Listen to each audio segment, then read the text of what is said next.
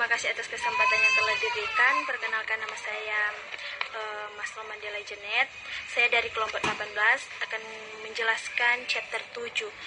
Chapter 7 tentang kebijakan pemerintah dan perdagangan internasional. Jadi di dalam kebijakan pemerintah dan perdagangan internasional itu ada instrumen kebijakan perdagangan. Ya, kebijakan perdagangan menggunakan 7 instrumen utama sebagai berikut. Pertama ada tarif, subsidi, kuota impor, pembatasan ekspor sukarela, kelima persyaratan kandungan lokal, keenam kebijakan administrasi, ketujuh kebijakan anti dumping. Pertama adalah tarif. Tarif adalah pajak yang dikenakan pada saat kita akan mengekspor atau mengimpor suatu barang ke luar negeri ataupun ke dalam negeri. Tarif juga terbagi atas 2 kategori. Pertama, mengekspor barang dan mengimpor barang. Dalam mengimpor barang ada kerugian dan keuntungannya. Pertama, keuntungannya. Keuntungan contoh. Keuntungan impor melindungi produsen dalam negeri dari pesaing asing dengan menaikkan harga barang impor. Jadi contoh orang impor barang itu di dalam maupun di luar di dalam negeri itu ada juga pesaing dari luar negeri, dari negeri asing, dan juga orang menaikkan harga barang dari mau impor barang, menaikkan harga barang dan juga meningkatkan pendapatan pemerintah. Terus kalau DP kerugian itu konsumen itu harus membayar lebih banyak untuk mengimpor suatu barang. Contoh negara Jepang. Jadi negara Jepang itu mengimpor suatu barang seperti bahan makanan, kosmetik, dengan bahan kimia. Terus dorang itu mengimpor barang 3 itu ada menelan biaya yang cukup signifikan dari tahun sebelumnya, yaitu lebih tinggi Terus ini tarif import ini mengurangi secara keseluruhan efisien ekonomi dunia. Mereka mengurangi karena usia perusahaan domestik ini menghasilkan produk di rumah yang dapat diproduksi dan lebih efisien di luar negeri. Konsekuensinya ini pemanfaatan sumber daya yang tidak efisien,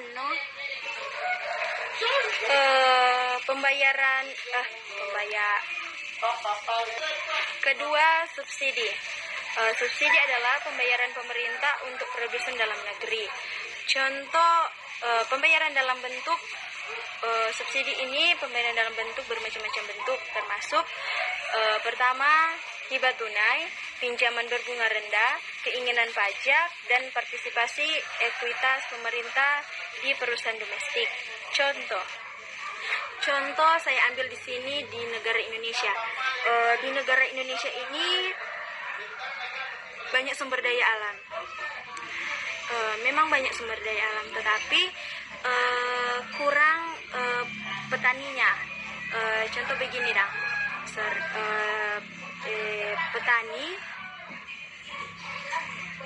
petani ini dorang menghasilkan suatu barang menghasilkan suatu barang, tetapi dorang ingin itu barang itu bisa dan dorang jual di luar dari Indonesia. Contoh import begitu. Jadi ini petani ini terhalang karena biaya. Jadi di subsidi ini, contoh saya ambil ini di pinjaman berbunga rendah. Jadi menurut kita nih petani ini bagus untuk pinjaman pinjaman berbunga rendah. Jadi keuntungan juga for petani dang. Contoh dorang mau beli pupuk, mau beli dorang bibit itu lebih dang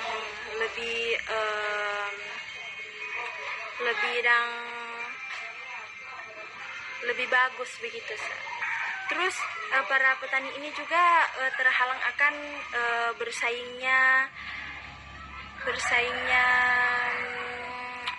bersaing atau meningkatkan daya saing internasional produsen dalam negeri. Tetapi dalam perdagangan global itu produk pertanian akan menjadi 50%. Ya, termasuk itu rendah juga sih, Sar. Jika ini mengabaikan subsidi petani, maka itu tidak bagus juga untuk suatu negara begitu dah. Tidak bagus juga for ini para petani. Jadi torang harus torang mencari lahan pertanian yang lebih efisien agar bisa petani ini bisa maju dan lebih baik supaya dang boleh bisa dang bersaing di internasional begitu dang. Terus lanjut kuota impor dan batasan ekspor sukarela. Contoh dang begini, kalau ini kuota impor dan batasan ekspor sukarela ini, contoh kalau di orang Indonesia itu pasti butuh keju, ya butuh keju. Jadi contoh di negara Amerika Serikat mungkin mereka itu sedang kerja sama dengan Indonesia for dorang mengimpor itu keju itu tiap tahun kah atau tiap bulan kah begitu di Indonesia ini no. Jadi dorang itu sama dengan quota import for Indonesia no for mo semaso tu keju, dan itu keju itu kebutuhan untuk masyarakat, untuk torang di Indonesia. Karena torang belum bisa membuat keju sih, Sar. Belum bisa mau bikin tuh keju itu for mau jual ke ke daerah-daerah jauh-jauh begitu dah, Sar. Paling itu baking keju paling cuma di sekitaran wilayah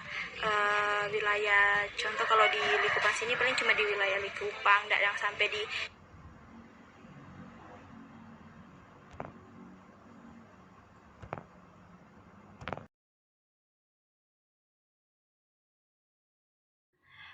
sekarang saya akan membahas tentang learning objektif 2. Yang pertama yaitu melindungi magnesium US. Nah, yang dimaksud di sini melindungi magnesium US ini adalah mengapa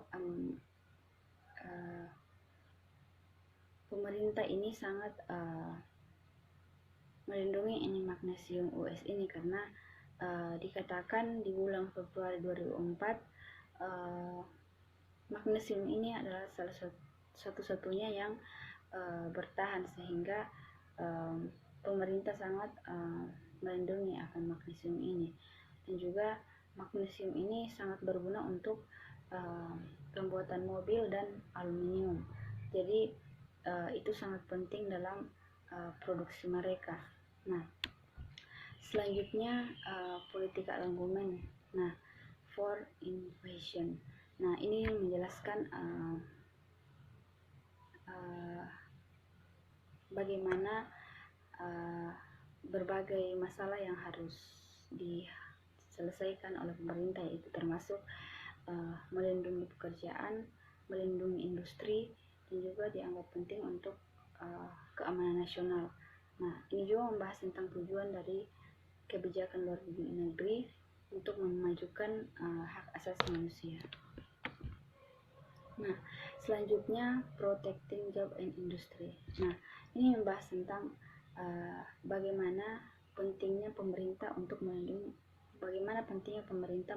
pekerjaan dan juga industri dari persaingan yang tidak adil. Contohnya ketika produsen ketika produsen dari negara lain mengekspor subsidi dengan cara tertentu oleh pemerintah mereka tanpa diketahui oleh negara lain. Nah, selanjutnya protesting national security.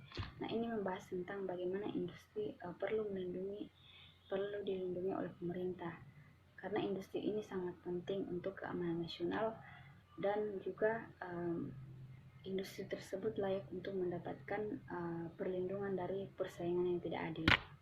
Nah, selanjutnya retailing.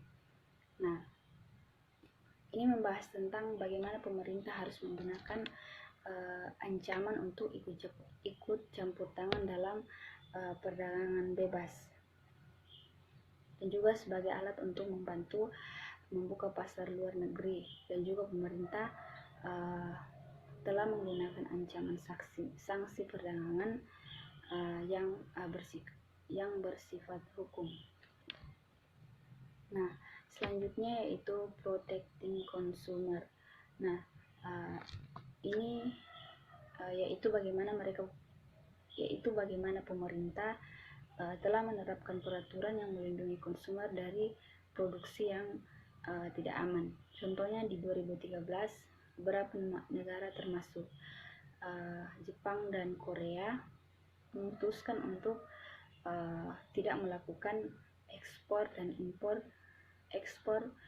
impor daging, tetapi itu sangat berdampak terhadap produsen, sehingga mereka memutuskan untuk mencabut akan peraturan ini. Nah, selanjutnya furthering proyek polisi objektif.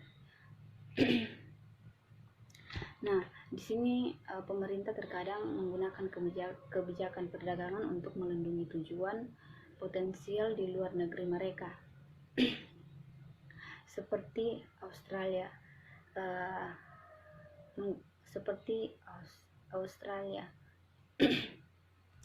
Menggunakan sanksi perdagangan untuk menekan pemerintah Iran untuk menghentikan program pembuatan senjata nuklir.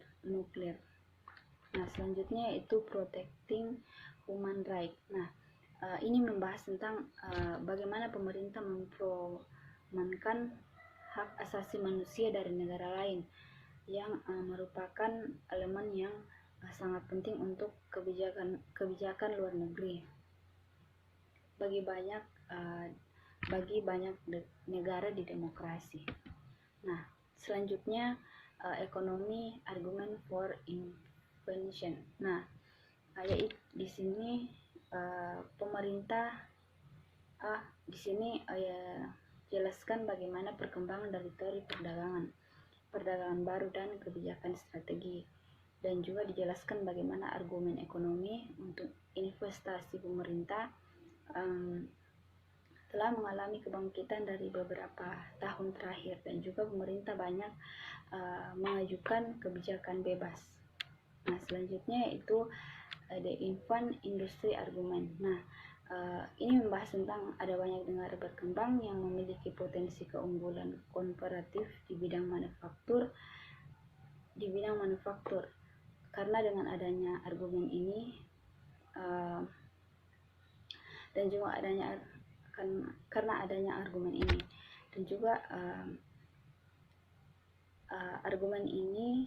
dan juga ada argumen bahwa pemerintah untuk sementara akan mendukung industri baru dengan tarif impor dan subsidi selama mereka kuat dalam persaingan internasional.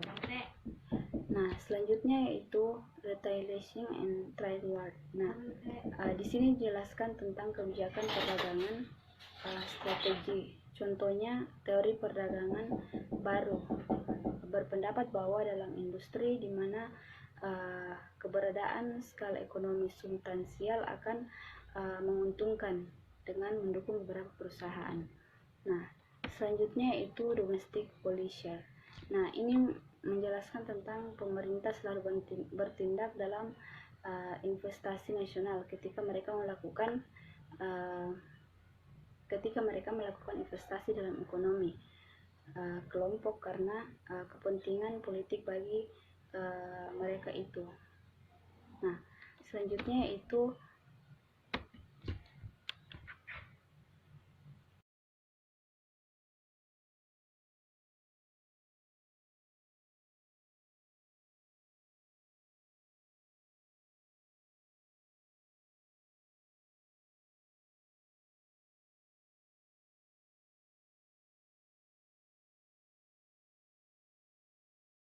Baik, saya Kansel Jovanka akan membahas tentang LO3 yang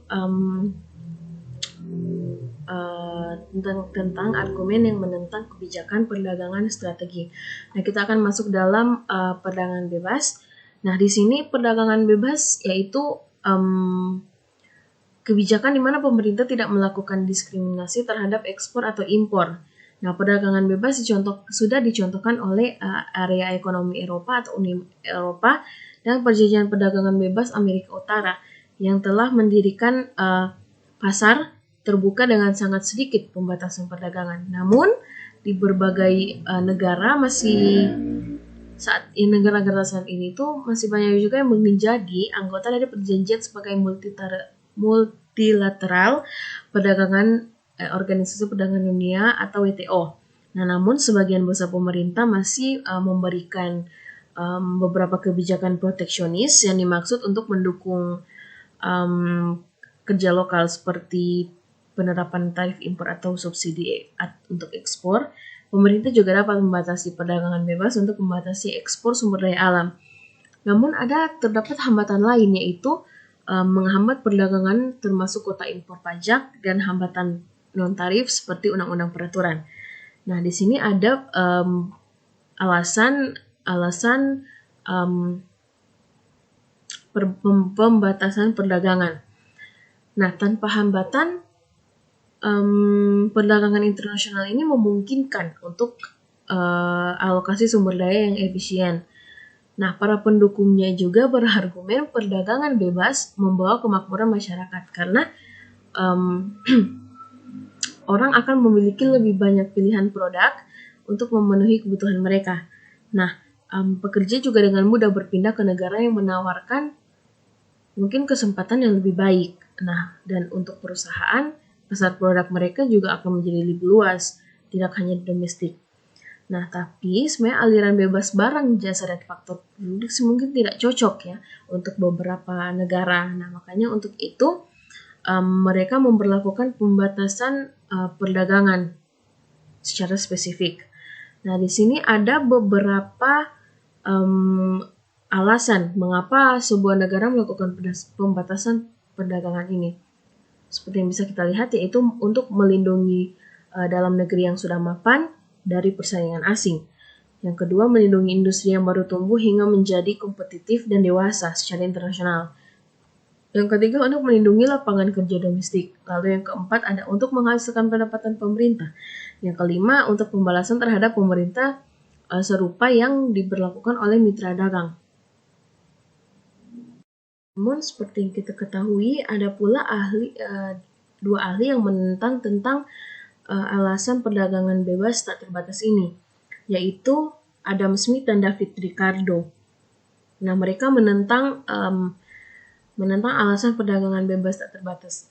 Namun ada juga ahli yang bertanggung jawab untuk teori perdagangan baru, yaitu Paul Krugman, yang menunjukkan bahwa meskipun kebijakan perdagangan strategis terlihat menarik, namun mungkin tidak dapat diterapkan. Mungkin menarik dalam teori, tapi dalam praktiknya itu tidak dapat diterapkan. Nah, tanggapan-tanggapan terhadap argumen kebijakan perdagangan strategis ini itu merupakan revisi untuk perdagangan bebas. Seperti itu. Namun di Indonesia sebenarnya ada lima faktor yang faktor positif yang sebenarnya bisa untuk perdagangan bebas ini. Yang pertama itu untuk kegiatan ekspor meningkat. Nah, yang kedua peluang investor untuk menanam modal itu lebih besar kan. Dan untuk yang ketiga peningkatan kuantitas dan kualitas produk tentunya. Yang keempat meningkatkan devisa negara, dan yang kelima meningkatkan lapangan pekerjaan. Nah, namun tentu sistem perdagangan ini bebas ini juga akan memberi dampak negatif yang tidak boleh diremehkan. Maka dari itu kita harus menyikapinya dengan bijak. Kita harus bisa menyikapinya dengan bijak dan mampu memanfaatkannya dengan baik. Oke, sekarang kita akan masuk di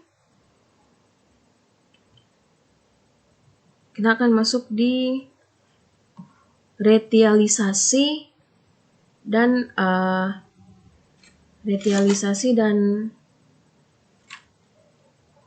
perang dagang. Oke, untuk di sini itu Krugman mempunyai pendapat bahwa kebijakan perdagangan strategis yang bertujuan untuk membangun perusahaan domestik dalam posisi dominan dalam industri global ini adalah kebijakan bigger than neighbor yang meningkatkan pendapatan nasional dengan mengorbankan negara lain. Nah,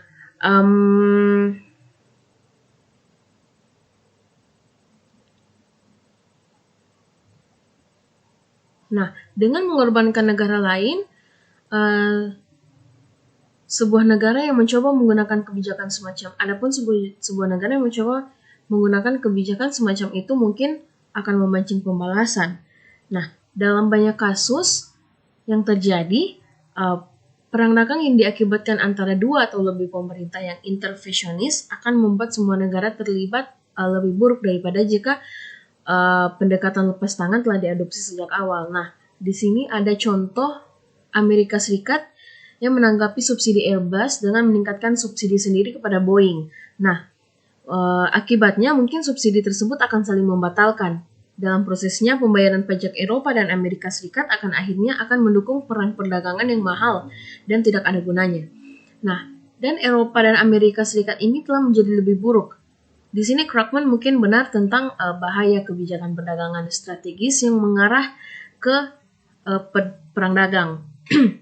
Nah, masalahnya adalah bagaimana cara kita menanggapi ketika pesaing seseorang sudah didukung oleh subsidi negara. Nah, yang mana artinya bagaimana seharusnya Boeing dan Amerika Serikat menanggapi subsidi Airbus. Di sini menurut Krugman jawabannya mungkin bukan untuk melakukan tindakan pembalasan, tetapi untuk menetapkan aturan main yang meminimalkan pengguna subsidi yang mendistorsi perdagangan. Nah, di sini inilah yang ingin dilakukan Organisasi Perdagangan Dunia. Namun perlu juga dicatat bahwa kebijakan anti-dumping akan digunakan untuk menargetkan pesaing yang didukung oleh subsidi yang menjual barang dengan harga di bawah produksinya. Baik, kita akan masuk di kebijakan domestik. Nah, di sini bisa kita lihat pemerintah tidak selalu bertindak untuk kepentingan nasional. Ketika mereka melakukan intervensi dalam perekonomian, kelompok kepentingan politik yang penting sering mempengaruhi mereka. Nah, di sini ada contoh dari dukungan Uni Eropa untuk kebijakan pertanian bersama dengan CAP yang muncul karena kekuatan politik petani Prancis dan Jerman, yang mana CAP menguntungkan petani yang tidak efisien dan politisi yang mengandalkan suara pertanian, tetapi bukan konsumen di UE, yang akhirnya membayar lebih untuk bahan makanan mereka. Nah, dengan demikian, alasan lebih lanjut untuk tidak menganut kebijakan perdagangan strategis menurut Krugman adalah kebijakan semacam itu hampir pasti akan ditangkap oleh kelompok-kelompok kepentingan khusus dalam perekonomian yang muncul karena